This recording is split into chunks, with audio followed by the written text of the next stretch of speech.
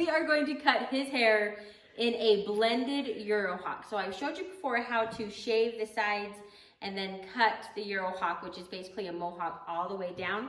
I'm going to show you how to do that same cut but blended. We want to keep quite a bit of this hair because it is that cute, but we're going to start with a number 1 and we're going to fade up to a number 3. So wet this down and decide how narrow or how wide you want this section. So I'm going to start here in the back, and I like to bring it down at an angle.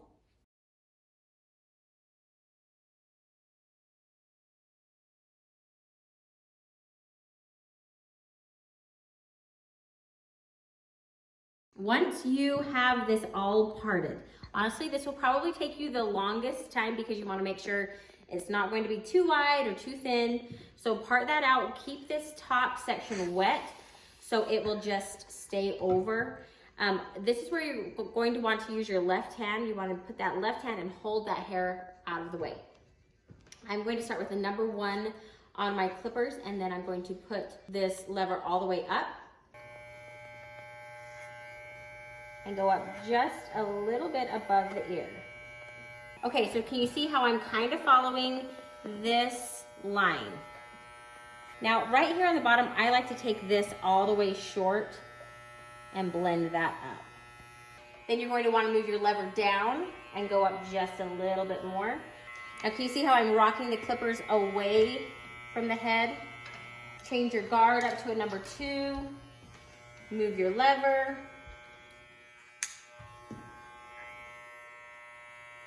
Up a little bit farther. Move that lever down. Change your guard. Move the lever up. I'm going to put a number 3. And I'm going to put it right on this part because this is the last guard that I'm going to do.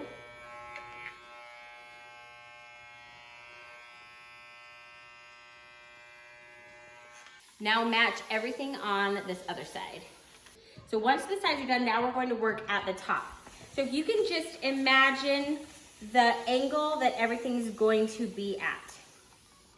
I'm going to cut it at a triangle, and then I'm probably going to level it off. So I'm going to cut these, and then I'm going to cut it flat at top. I talked so much about middle mohawk guides. I'm going to do one right down the middle. This middle guide is going to determine the whole length of the hair. So I'm going to take about a 1/2 inch off and then match that to everything else. So you can see where I've cut, then I match this hair, keep going all the way back. Normally you would stop right here, but since we're going all the way down, then I'm going to create another guide in the back, match with this top guide, and keep going all the way down the back. Now what we want to do with this angle that I talked about, we're going to comb the middle mohawk guide to one side, and we are going to angle our fingers just a little bit. So that's the middle of the mohawk. I'm going to angle my fingers down, and now you can see that angle. Then take another little section back, angle that, your fingers, and cut down. Keep bringing this guide all the way down the back. Now you're going to take this and you're just going to go all the way down that back.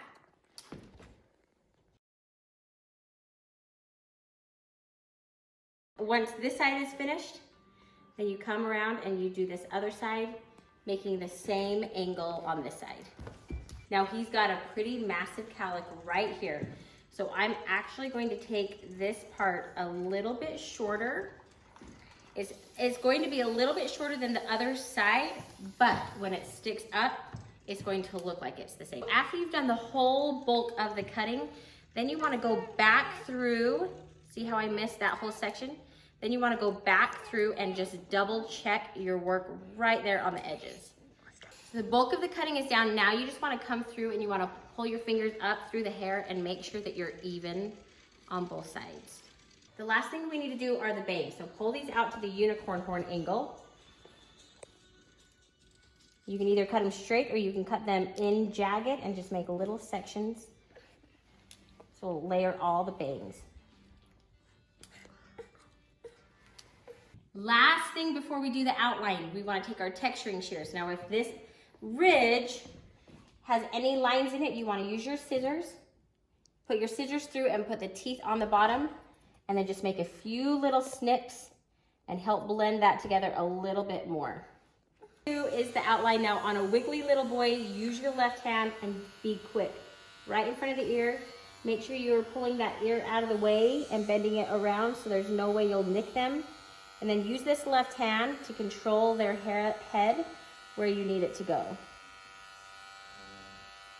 Now you don't need to do a back one because we've got that cute little tail. I put a little product in, rubbed it between my fingers, and then worked it through the hair. Make sure you're putting product all the way down the back and stick this up. Let me know how it goes. I cannot wait to see your pictures.